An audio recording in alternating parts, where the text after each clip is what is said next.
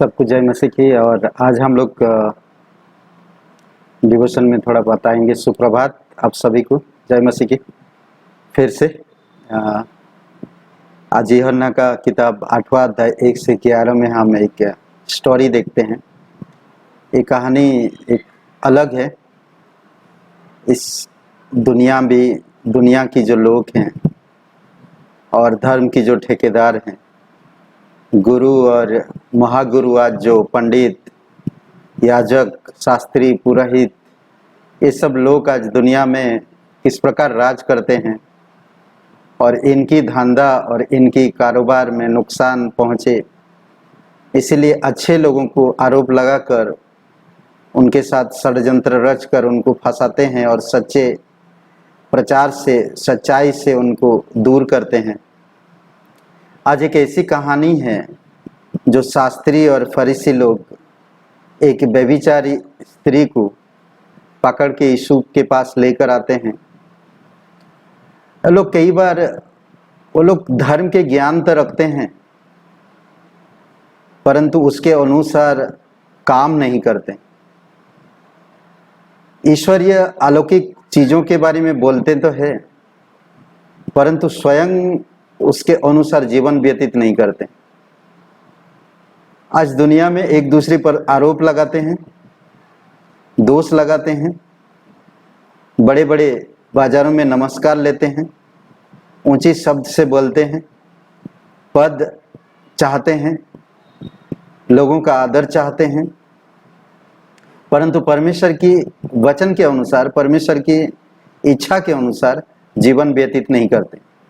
वो लोग सब कुछ जानते हैं परमेश्वर के वचन के बारे में, पवित्र बाइबल की कई सारे वचनों के बारे में, पूरी व्यवस्था को जानते, तब ये वो लोग एक पहलू को दर्शाते हैं। वो लोग वचन की आज्ञाओं को दर्शाते हैं परंतु वो स्वयं उसके अनुसार नहीं चलते, दूसरे पहलू को नहीं करते।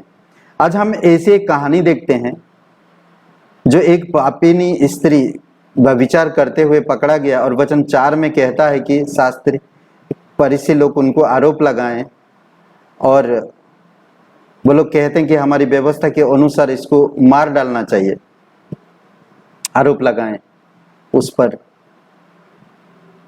व्यभिचार में पकड़ी गई, यीशु मसीह का पास लेकर आते हैं और व्यवस्था के विषय में कहते भी हैं हम इसे व्यभिचार में पकड़े गए।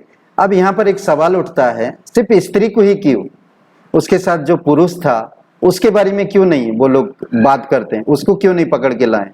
क्योंकि व्यवस्था में कहा गया है दोनों को मार देना चाहिए, व्यभिचारी और व्यभिचारिणी दोनों को मार देना चाहिए। व्यवस्था, अगर ले व्यवस्था का 20 अध्याय वचन 10 में आप देखेंगे और व्यवस्था विवरण का 22 अध्याय 22 से 24 में आप देखेंगे तो व्यवस्था कहता, क्या ये शास्त्री लोग व्यवस्था को भूल गए? नहीं, वो व्यवस्था को अच्छी तरह से जानते हैं परंतु मैंने जिस तरह कहा कि एक पहलू में वो लोग जीवन जीते हैं। व्यवस्था के नियम को वो लोग जानते हैं पर खुद नियम के अनुसार काम नहीं करते। ज्ञान तो रखते हैं पर ज्ञान के अनुसार व्यवहार नहीं करते। इसीलिए यीशु के पास वो लोग लेकर आए। इनका एक जन को लाने का मतलब है वो यीशु को किसी ना किसी प्रकार से दोष लगाकर उसको फंसाना चाहते थे। आज कई बार हम अच्छे लोगों को आरोप लगाकर, दोष लगाकर हम देखते हैं कि हमारे हिंदुस्तान में बहुत लोगों को इस तरह से फंसाया गया। जो लोग सच्चाई में रहते हैं, जो लोग सच्चाई में चलते हैं, जो लोग सच्चाई का साथ देते हैं, ऐसे लोगों को फंसाया जाता है, ऐसे लोगों को आरोप लगाया जाता है। ये लोग शास्त्री और फरीसी लोग भी यही सोचकर इस काम को कर रहे हैं ताकि यीशु को फंसाएं और यीशु को पकड़ें। परंतु यीशु परमेश्वर में, ज्ञान में और परमेश्वर के व्यवहार में, दोनों पहलू में खरा है। वो निष्पक्षता न्याय करता है।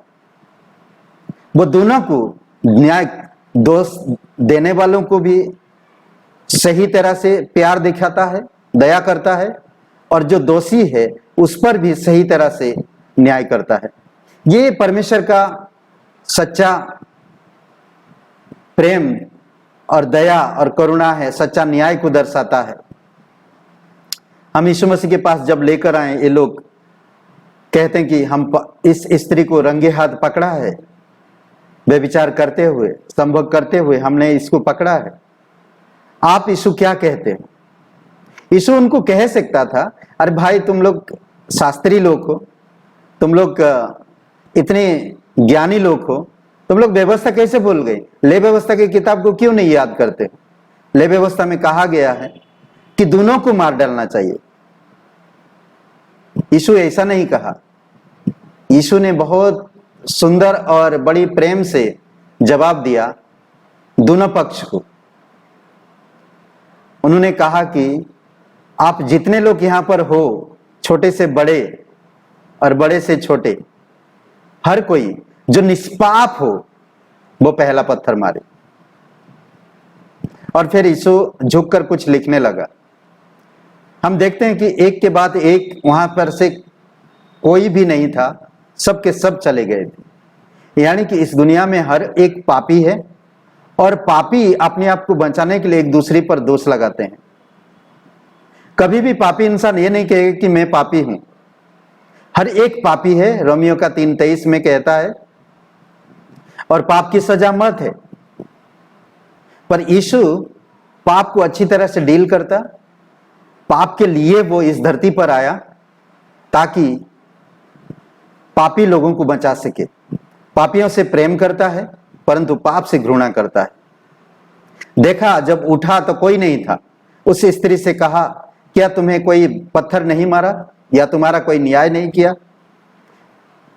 स्त्री ने कहा, नहीं प्रभु, जा आज के बाद पाप मत करना। कितनी सुंदर जवाब दिया और दोनों को बचा लिया। यीशु पापियों को क्षमा करता है। यीशु जो आरोप लगाते उनको भी क्षमा करता है, परंतु जो नम्रता पूर्वक उसके पास आते हैं, अपनी पाप को स्वीकार करते हैं, अपनी पाप को मान लेते हैं, तो दोनों को यीशु माफ कर देता है। अगर आप क्षमा चाहते हैं, यीशु आपको माफ कर दे, आपकी पापों से प्रायश्चित पाना चाहते हैं, तो आज मेरे साथ ये प्रार्थना को दोहराइए। कहिए, हे यीशु, मैं जानता हूं मैं एक पापी इंसान, मैं खुद को नहीं बचा सकता। मैं धन्यवाद करता हूं, तू मेरे अपराध और गुनाहों के कारण, मेरे पापों के खातिर क्रूस पर बलिदान हुआ। मेरे पाप के बोझ अपने ऊपर लेकर सूली पर चढ़ गया, मेरा दंड अपने ऊपर लिया। प्रभु यीशु, मुझे माफ कर दीजिए, मेरे हृदय में आइए, मुझे एक नया जीवन दीजिए। मैं तन मन से तेरे बलिदान पर, तेरे गाड़े जाने पर, तेरे जी उठने पर मैं विश्वास करता हूं। मुझे क्षमा कर दीजिए। तू मेरा मुक्तिदाता, तू मेरा उद्धार करता है। तू पवित्र परमेश्वर का इकलौता पुत्र यीशु नासरी। धन्यवाद करता हूं यीशु के नाम से, आमीन। आप सभी को आशीष मिले। धन्यवाद।